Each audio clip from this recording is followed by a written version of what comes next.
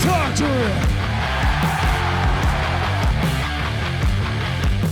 Big news coming out of WWE this morning is going to be that Jade Cargill has officially signed with WWE.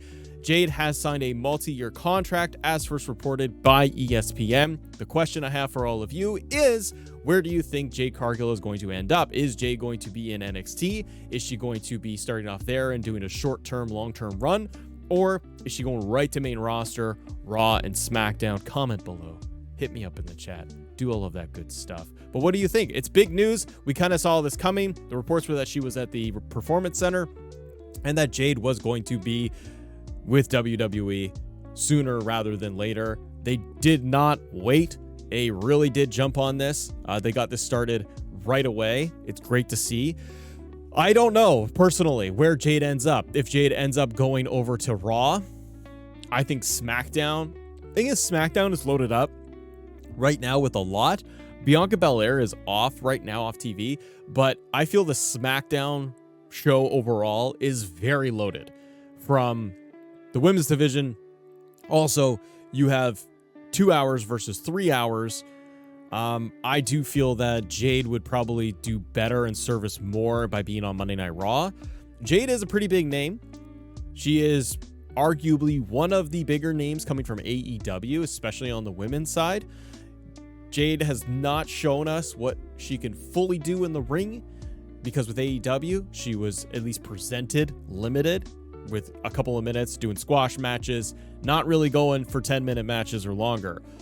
So I don't know if WWE is going to pull the trigger and just have her launched right on, say, Monday Night Raw and get her right into a storyline with Nia Jax or Candice LeRae or Natalya, or going right up to Rhea Ripley. It will be interesting. I do think that Monday Night Raw needs more.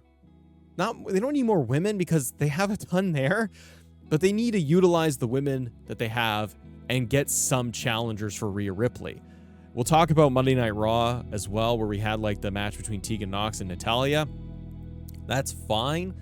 It's good to see Tegan Nox getting a little bit more time. That is for the NXT title that they're going after. So I'm like, they're pushing Becky in the NXT title on Raw. They got a bigger story going on there, as limited as that is, but they have a bigger story arc going on there than they do of Rhea Ripley, who is the women's world champion. So I don't know why they are not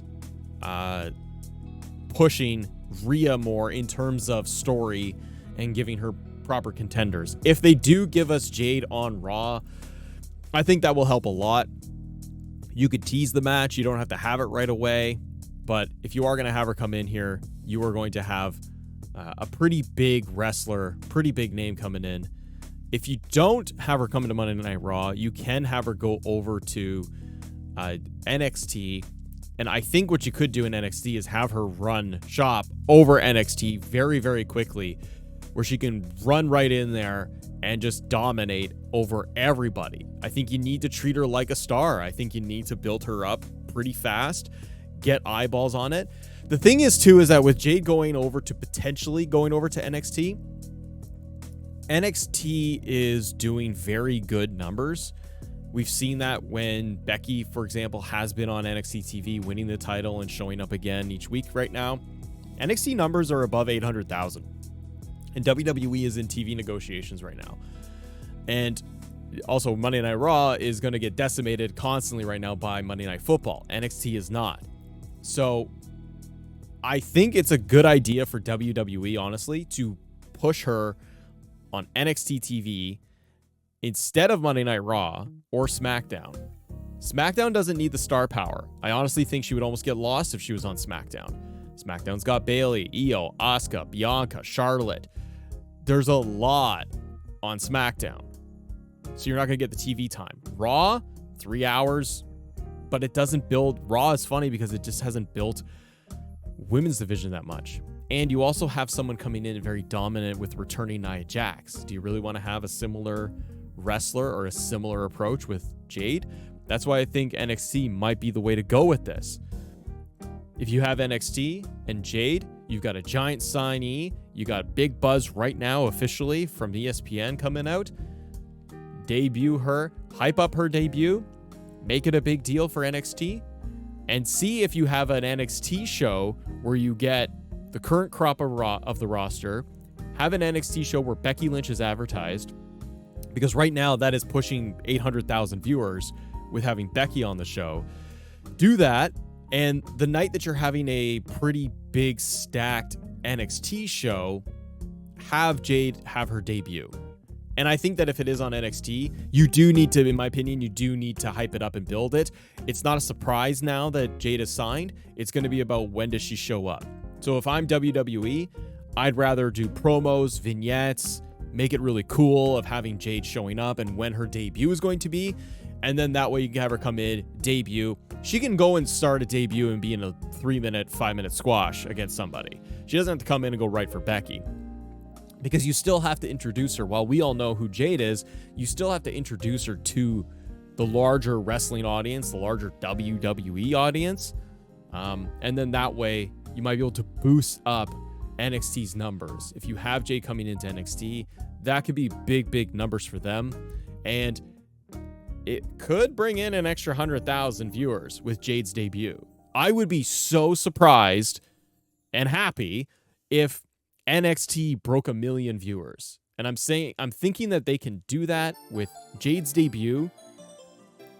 Load up the card with Dom and title matches and Becky. And if you did all of that, you could hit 1 mil potentially of viewers for NXT, which is almost hilarious because like I like AEW, but AEW has sat at the 800,000 viewership number for a very long time.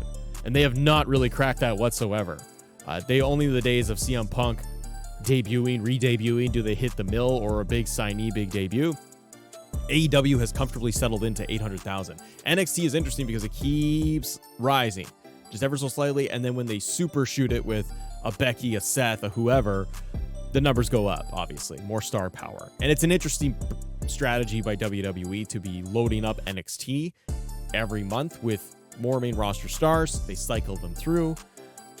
Jade on NXT, I think is going to do a lot. Here's the thing, though, that NXT bothers me. Here's what bothers me with NXT. The arena. Black and Gold era is gone. I understand that. And actually, the thing I didn't like about Black and Gold era was just how dark and dingy it was. I know that was the point, but it didn't feel like a bigger show as we got more talent. Like when it started out, sure, it was smaller, it was really developmental, but then you had Keith Lee and Adam Cole and Undisputed Era, and you have so much talent in the Black and Gold. Shinsuke, Finn, Joe, like on and on it goes. I feel that NXT, we've gone from that to the Nickelodeon Vince era to swinging back under HBK, where it's kind of this healthy balance of developmental corniness and more indie, strong talent, stronger roster. It's a really interesting time for NXT. The thing I feel hurts it is the aesthetics. It's too bright. It's too Nickelodeon game show. I don't like the arena setting. It needs to somehow get away from that. I think NXT would benefit from either getting on the road or just getting in a larger venue. It needs like 500 fans, like 500 more. Get like just 1,000.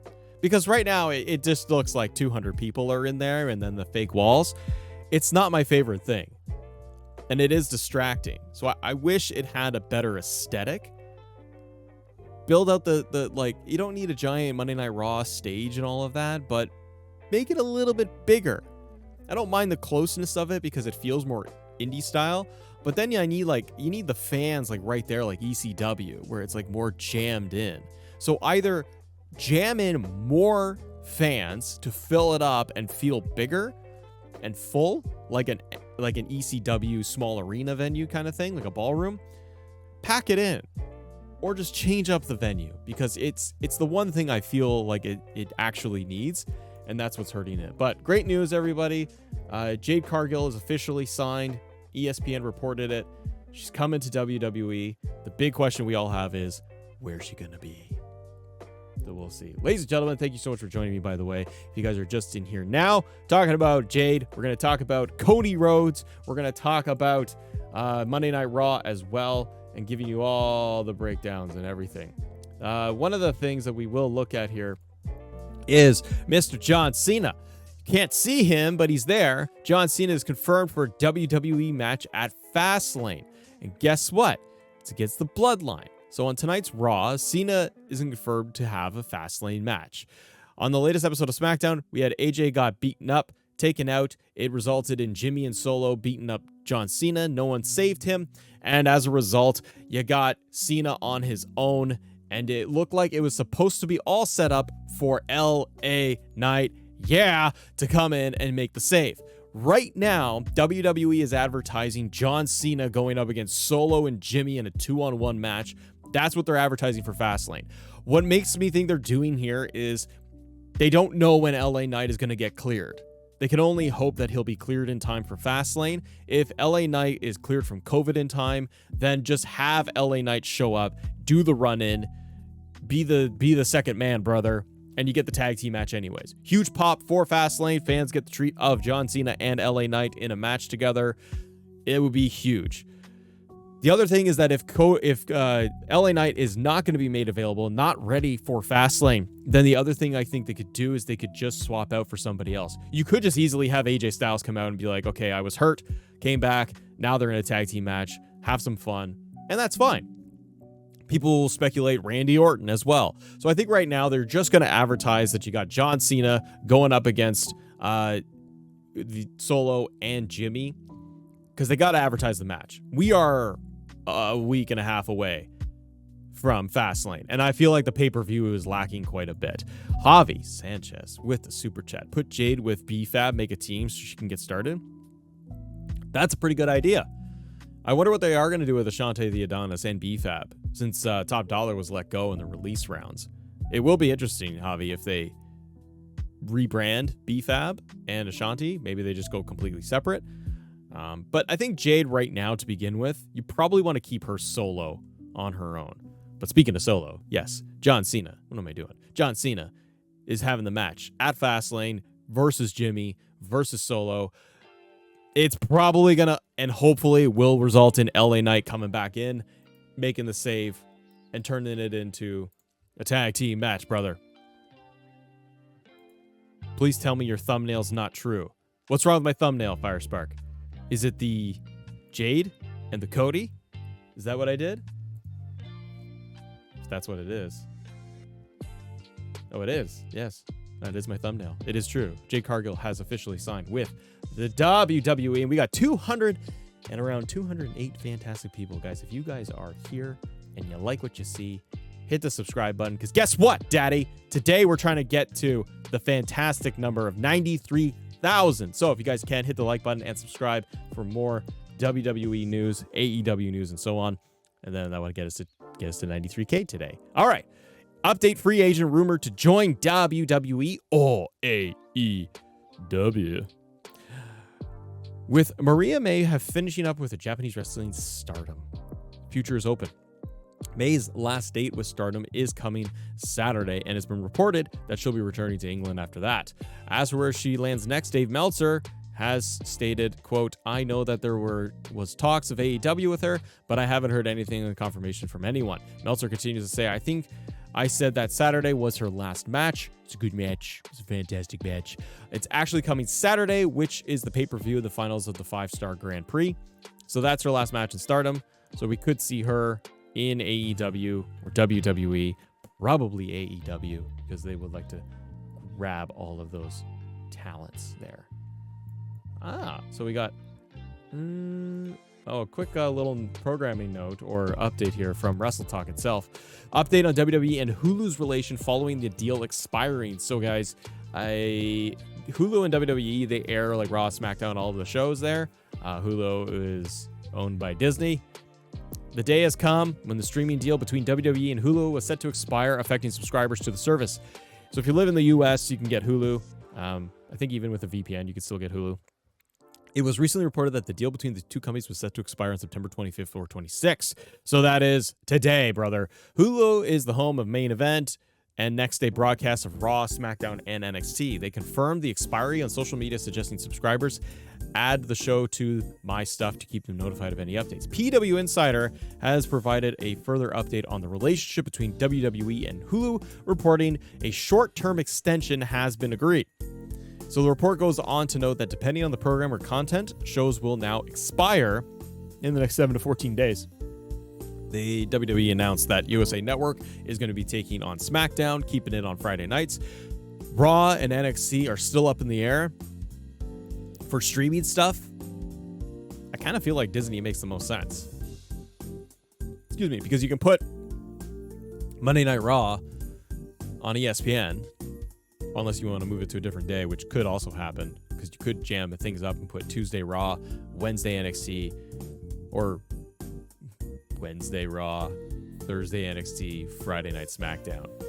You could do that. But anyways, I think Disney would be a good home for it with ESPN, and then that way you can renew, if it worked for them, to renew it and keep it on Hulu as well. But they're keeping the deal tentative as of right now. So it'll be interesting to see. And in kind of sad programming news, you know this guy, CM Punk, he was on a show called Heels. And Heels is a great TV show. I watched like season 1. I loved it. They did season 2. Well, unfortunately, Heels is not getting renewed for another season. So the TV show, it featured CM Punk in there as an actor.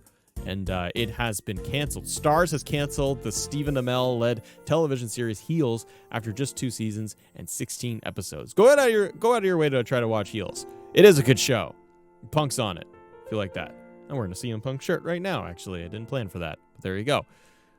So yeah, we'll have to see what happens there. Unfortunately, I wish it would get picked up maybe by another network or something. I think that Heels could go over to Netflix and do quite well there. It'd be good. Oh, speaking of good things, though. D'Angelo Harrington, shout out to you, my friend. It's D'Angelo's birthday in the chat. Too sweet to you, my friend. Happy birthday. Congratulations to your mom. You like that? That's for you. Does that make you feel good? Huh? You got D'Angelo? It's your birthday. You didn't do anything to earn it. Your ma did all the work. It's technically her day. We're just living in it. It's not about you. That's what I gotta say about that. Got these kids running around in my house. They all think the birthday's about them. They didn't earn it. And then there's people on the internet, and all they want to do is talk about how their birthday's coming. That it's their special day. Self-absorbed world we live in. Happy birthday, D'Angelo. Thanks for being a great supporter of the channel. Rhea Ripley reacts to Insane Judgment Day moments on Raw with Finn effing Balor. Rhea Ripley, mommy's not happy with Finn Balor and everybody else on the judgy day being all judgy. Well, what happened? Well, let's see. So Raw, it was a big night for Judgment Day. We'll go into the details of Monday Night Raw soon. It's freaking Judgment. Every night, it's Judgment Day night. It's all judgy. Everything is always Judgment Day. Again with the Judgment Day. So we got Cody opening the show, but Rhea Ripley would respond to confirm that she is always watching Dom. Is Dom and Mommy gonna break up? They don't even explain the relationship. We don't know. I kind of feel like they're gonna break up. She's gonna go smash Jey Uso. But what about Buddy Murphy? He's just left sitting there with his hand in his pants, doing nothing. I gotta say, everyone's like, poor Dom Dom. I say poor Buddy. What happened to Buddy? No one was nice to Buddy. All right. If you guys want to help me out, we're about to get into our Raw recap. Some of the news is out there. Jade Cargill is the biggest one.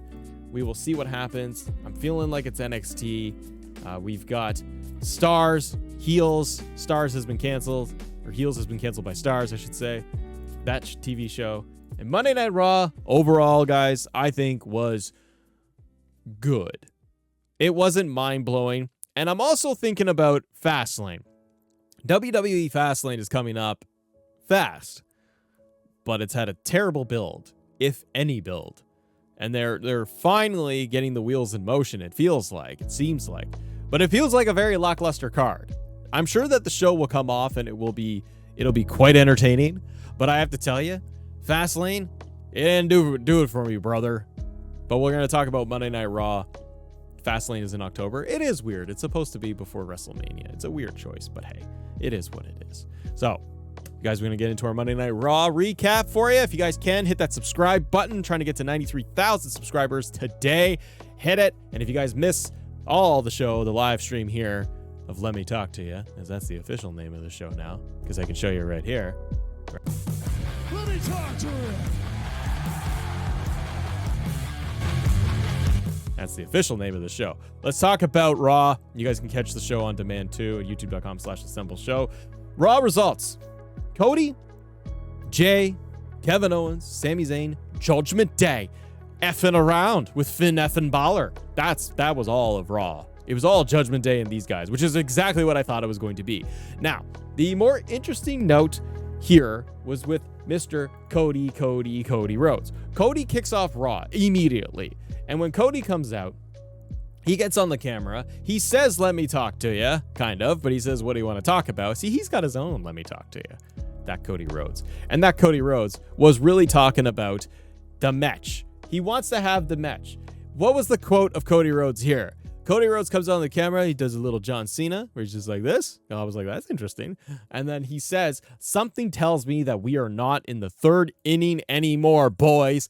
Cody's coming after the title. He's coming after Roman Reigns, everybody. It's not the third inning." He made a baseball reference. It's going fast now. Is Cody going to win the undisputed title and get traded? So in this promo, Cody did mention how we're not in the third inning. He talked a lot of stuff. He also talked about, did he talk about finishing the story? He often does. But he did allude to the trade that still needs to happen. So they are very much plugging Cody Rhodes to be the one traded over to SmackDown because of Jey Uso. I do like this story. We've talked about it on the show here before. I do like the story elements of Jey, even Drew McIntyre, which we'll talk about. He's not happy about Jey Uso coming over. There's a lot of elements here, all caused by Cody Rhodes and Cody's quest to get that title and finally beat Roman Reigns. The big question is Cody going to get traded over to SmackDown? I think he is. And I think it's going to happen after Survivor Series. And Cody will go then to SmackDown to try and challenge the Bloodline and finally win the belt. The main question would be, when and how is Cody going to win this thing? And does he do it before WrestleMania 40? Is Cody going to finish the story before WrestleMania? It's starting to feel that way. Now, this could be either a 2-night, just kind of like what we all thought for WrestleMania 39, when it was rumored of The Rock. The Rock is big contender right now to be at WrestleMania 40 to go for the title. And I think there's a couple of ways that they can do this. If Cody is not lying and Cody is saying that we are not in the third inning anymore, makes me feel like they're going to push to get the belt off Roman so that they can have the Rock-Roman match. We'll have to see. I'm of multiple minds here of what they could do. If Cody is going to get sent to SmackDown, which I think is going to happen, I said this, I think, yesterday. I think Cody could win the belt at the Rumble. It's a giant stadium show. You could have Cody win the match. That way, Cody's not in the Rumble. He could have the main event spot of the Royal Rumble, beat Roman for the belt as the bloodline has crumbled around Roman. Then Cody's got the belt. I have no idea who Cody could fight at WrestleMania if he won the undisputed belt before WrestleMania on SmackDown. There's a big question for you. You could, and then you have Rock and Roman fighting just on their own. Mr. Sean Nathan says Randy. Bingo bango. There you go. That's a great call. Have Cody win at the Rumble, win the belt, beats Roman Reigns, victory, either at the Rumble main event after it happens or on SmackDown the next week. Randy Orton comes in, challenges Cody Rhodes for the belt. Cody versus Randy, WrestleMania 39 Night 1. And then have The Rock show up in Australia at the Elimination Chamber to confront Roman Reigns. And there's your Mania main event too. You could do that. Or you can do a Night 1, Night 2 thing. Cody versus Roman Night 1. Rock versus Roman Night 2. If Cody doesn't finish the story, then on night 1, then can The Rock be the one to win the belt? And that also creates a ton of intrigue. Now, if Cody just wins night 1, then great. Cody finished the story. Roman goes into The Rock night 2. But I don't feel they would do that of risk of injury. You don't want to burn out Roman in 2 nights. Or Cody versus Cena. You could, but I just feel with that, people wouldn't really believe Cena winning the belt. That would be more of, if you want to do Cody versus Cena, I'm all for it. But I don't need the belt involved. That's a waste. Because Cena could be doing something else. Cena could fight CM Punk. Cena could fight anybody else. But yeah. So Cody, I think he's going to SmackDown. It's going to happen soon. We got this match, though. So after Cody's promo, then you got this match. You got 2 meaty men slapping meat. This was awesome. And you got Big Bronson Reed winning with the Tsunami. I got to say, I really liked this. These guys are about the same height, same weight. They move well. This was fun, and the crowd was into it, and you had a good crowd last night, too. So it was good to see. Tommaso Ciampa defeated Ludwig Kaiser, so they are clearly moving in the direction of Ciampa going after the Intercontinental Heavyweight Championship. The deception is happening in Imperium. I do wonder who is going to be the one to beat Gunther, because I do want to see Gunther go up to the heavyweight title. And I think Gunther could do that by either winning the Royal Rumble and challenging for the World Heavyweight Championship, whether that's Seth or somebody else. But I think Gunther is, he's got to go for the world title. I feel like he's done everything with the IC title, and it bogs it down. A good dominant Gunther heavyweight champion, I think, is like what they need. But big meaty men slapping meat was really good. And yeah, Ciampa getting TV time, great. Where is Gargano? Gargano wasn't released, good. But give me DIY. If I assume Ciampa is losing against Gunther when he gets the IC title match, and I think it'll be a banger match. But if Ciampa's gonna lose, because I don't think anybody's beating Gunther right now, then what do you do with Ciampa? He's got no one else to fight.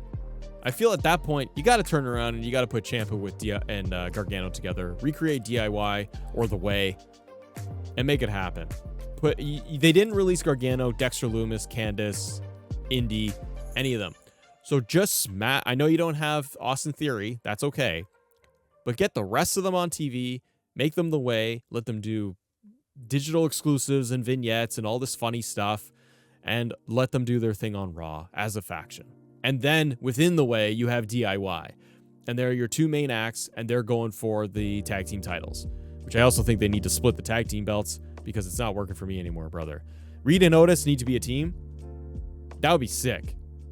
Have Otis turn heel, and him and Bronson Reed are just 2, call them meat monsters, and they're just running shop on everybody. I think you're onto something there, Javi. Jaden, right now, guy, with people talking about. If you guys are just joining us, we're doing Monday Night Raw recap right now. Let's talk about, next up, you did get a segment between Tegan Nox and Natalya backstage. It's very run-of-the-mill Natalya. Natalya bothers me. Here's why Natalya bothers Matt. I think Natalya is a great veteran wrestler. I never buy her in any matches. She's very much the Big Show of the women's division.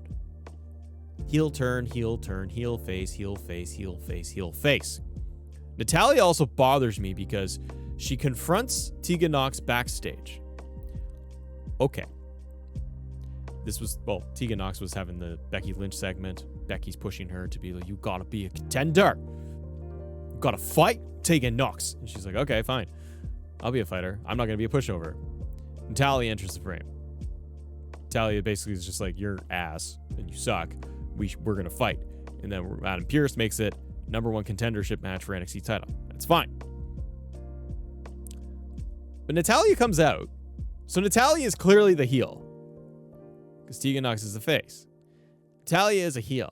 They're big jugs and walking around and just being like, I'm 3 feet tall, full of boobs, and you can't see me. Can't see my neck. She comes out to the ring, and as she comes down the ramp, she's pure babyface. She smiles to the crowd. She fist bumps. She gives the glasses to the kids like Bret Hart. I don't understand Natalya.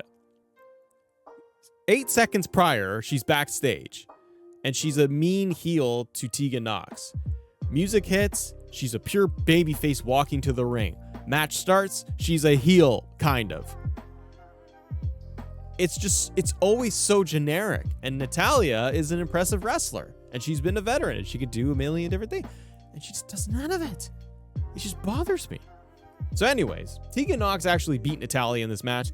I thought, put my Dave Meltzer hat on, it was a good match. It was fine. It was a fine match. You know, they went at it. I didn't care very much for this. It was a lot of holds. It wasn't a lot of moves. Tegan Nox won with the shiniest wizard. It's great. But it really didn't do a lot. Like, Becky was at ringside, and this didn't do a whole heck of a lot. I found the ending very flat. The crowd was not very into it. I'm glad that they're trying to give Tegan Nox a bit of a push here, and she's going after the NXT title.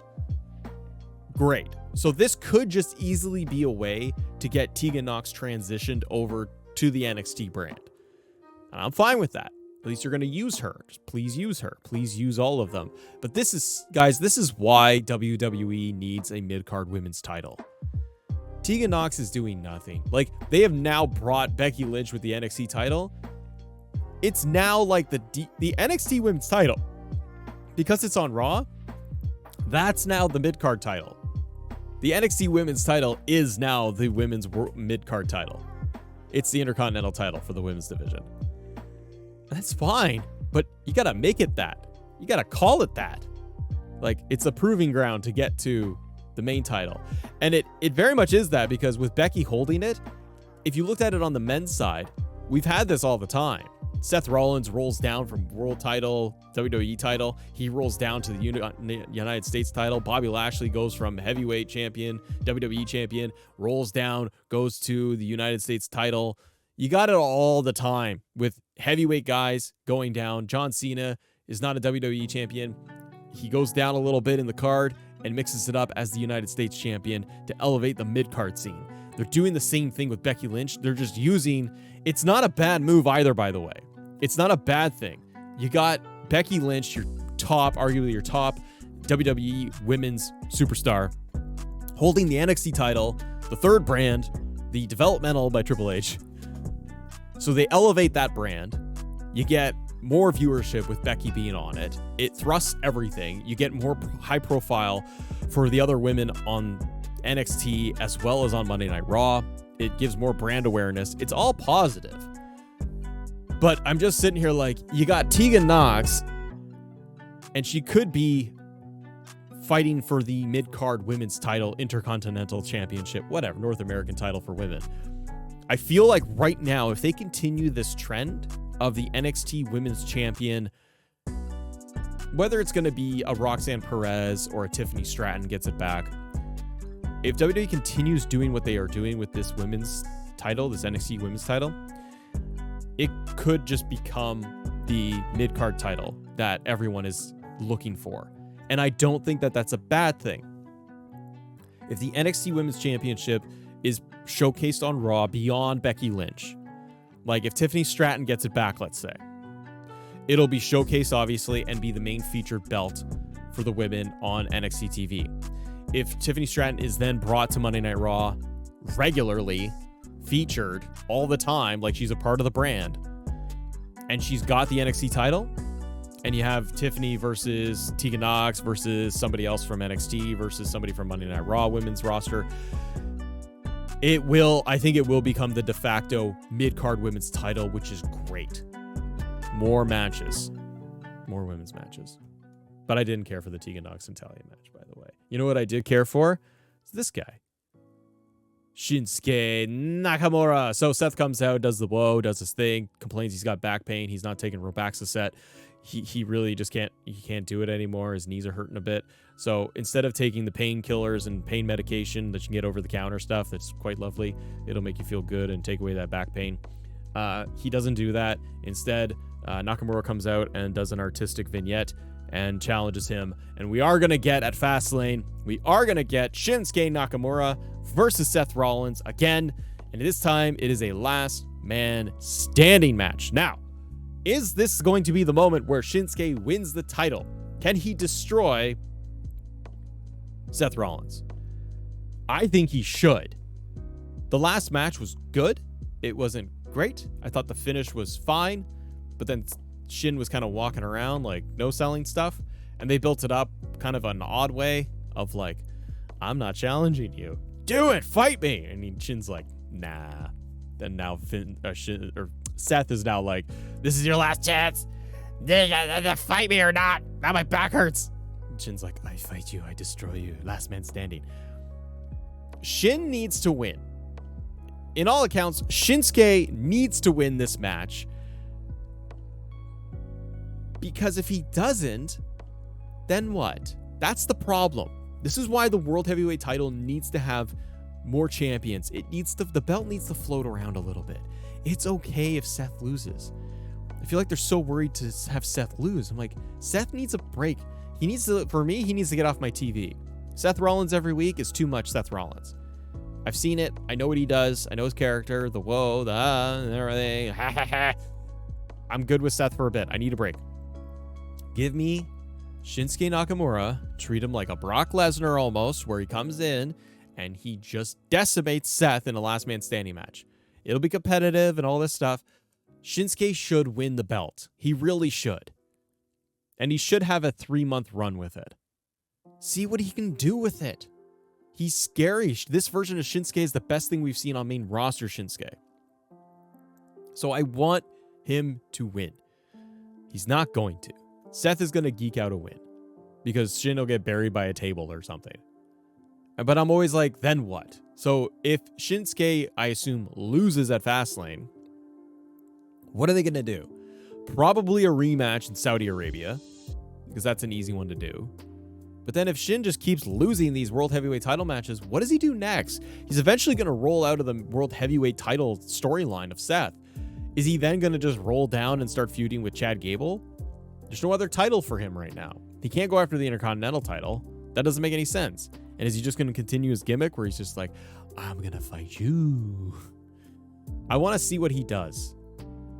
Green Beans in the chat also says that you could see Damian Priest cash in. Yes. What they have done, though, is they have made it where fans are not really thinking about the Money in the Bank all that much. At least I'm not. I haven't been thinking about Money in the Bank. And that's good, because that leaves the surprise. Shinsuke could win.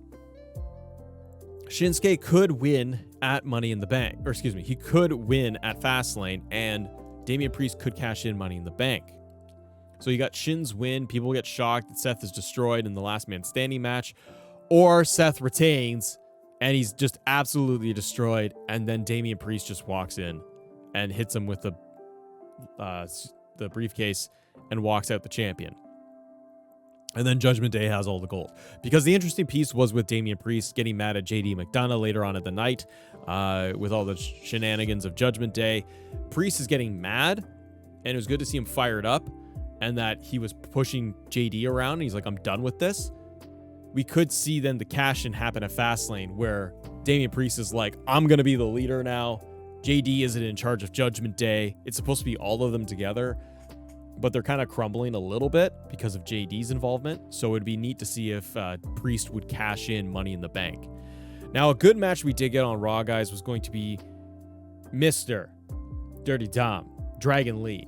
This was good, and the crowd was into it. The crowd really did like this match. I like this match. Great showing for Dragon Lee, but we did get Dom Dom retaining the belt. Nia Jax also had a promo where she walked out and said some things. She beat Zoe Stark. I feel like this is all to build for Nia Jax to take down Rhea. But it's kind of like Shin, where I'm like, okay, so Nia Jax is going to fight Rhea Ripley at some point. She's dominating and but she's dominating all of the other women in the entire division. She cleared out 4 of them last week. She beat Zoe Stark this week. She's probably going to beat Shayna Baszler next week. And then she'll have a Shayna Baszler, Zoe Stark handicap match, and Nia will win. So they're just building her. It's all very meh. The problem I have with Nia Jax, number 1, I don't like her. Number 2, I know that they want to build her as like this monster. like, it kind of reminds me of a Mark Henry, where it's just world's strongest man. Like, she's just supposed to be scary. But the problem is, Nia Jax isn't scary. She has a very lovely face. She's very, like, nice looking. And she talks very softly. So, she's just, her size and her presence is the intimidating factor. And she yells, "My hole," a lot. There's nothing, like, she doesn't, like, she's not an Awesome Kong, for example. Which is, I guess, the closest comparison I can give. Awesome Kong, presence, look, voice, promo, all was to portray intimidation and was scary. Nia Jax is just coming out and she's got like her little "I'm Not a Monster" music remix and she's just do. I don't find her intimidating, so I find it weak. And because of that, I don't care. So she's going to have a match. She's probably going to fight Rhea. She's going to lose to Rhea. And I think they've been doing a bad job with Rhea Ripley. I like Rhea Ripley a lot, but she has, since she won at WrestleMania, she's had no feuds, and I think it's a real problem. Javi. Damian cashes in, gives JD the tag belts and Finn. Javi, I 100% agree. If JD can keep helping Judgment Day with a win, like maybe win at War Games, but if there is a cash in at Fastlane, I think Priest does that, where he declares himself kind of the leader of the Judgment Day because everybody else is screwing up, and he could turn around and go, JD, you've helped us out. You're in the Judgment Day, or maybe JD helps Damian Priest win the belt. That solidifies him to be in Judgment Day. So maybe that happens because JD has been helping. He's been the extra guy. He hasn't screwed up. Priest just doesn't like it. So maybe JD does help beat down Seth further after the Shin match. And then you end up with Priest coming out and just being like, all right. And then he turns around and he's like, here, you be tag champion with Finn and I'm the world champion. Kind of cool. This segment, Drew McIntyre on Miz TV and the New Day comes out. This was great. Drew is going to be a heel. It's going to be great. He told the Miz to shut up a bunch. It was funny and it was serious. It was a good balance. I really liked how this went. Great spot for Drew, who's feeling more conflicted. It's a slow heel turn. It's not a classic Vince McMahon heel turn where they just instantly turn you one week and Drew McIntyre is a heel. That's not what we got. So I really do like that. I think that it'll be interesting to see what they end up doing with Drew. This is where I feel like Gunther needs to drop the Intercontinental title. Because Drew with the IC title would be great.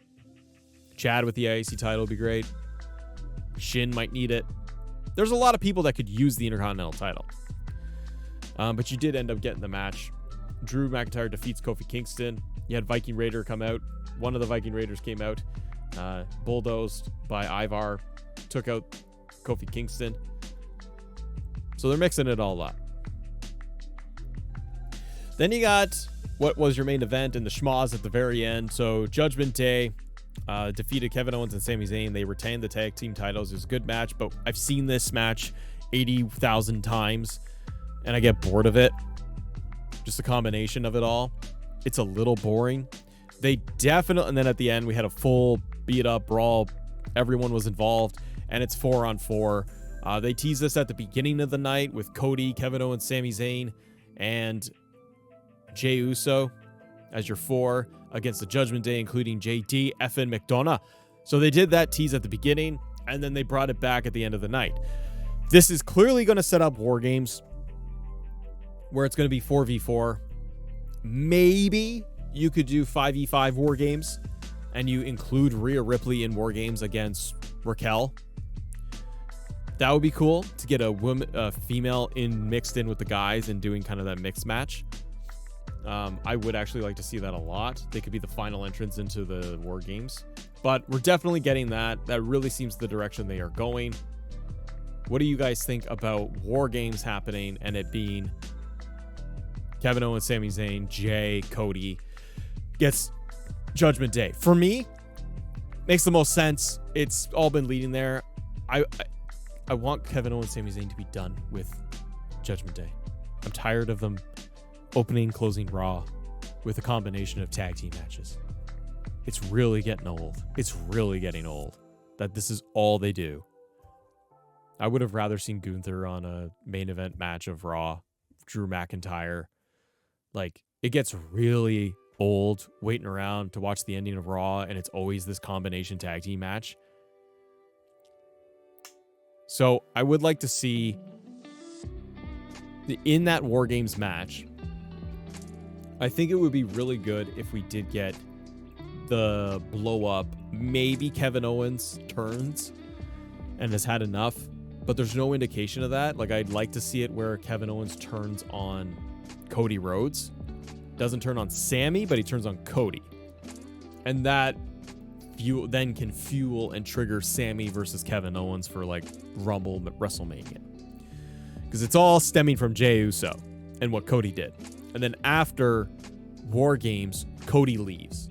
Cody goes over and is like, maybe he gets beaten up, turned on by Jey or turned on by Kevin Owens. And that could either set up a match between them, or it ships Cody to SmackDown, who's like, I don't want to be a part of this. I don't want to fight you guys. There are some options. And then I think you do end up with Judgment Day winning at War Games. But it's clearly these four. Now, the question there, though, that came up, though, was with regards to the briefcase and the cash-in. If we are going to get War Games 4v4 Judgment Day versus these guys, these four, I don't know then if Damian Priest cashes in and wins the belt before then, before Survivor Series. So I wonder if they hold off on the cash-in. It would make a lot of sense to have the cash-in now. But if you're going to have Seth at Survivor Series, is Seth going to have that match? Or is Seth going to be in a one-on-one match against Roman Reigns? Champion versus champion. And then Roman could get that win finally over on Seth. We don't know. We'd have to wait and see. But there is your Raw wrap-up recap, everybody. Thank you so much. We're going to stick around in the chat to talk to all of you. Let me talk to you. We'll answer your questions, answer your super chats, all of that good stuff. Thanks for watching, though. If you're watching on demand, subscribe to the channel, hit that like button. I'll see you on the next one. Bye-bye. Let me talk to you.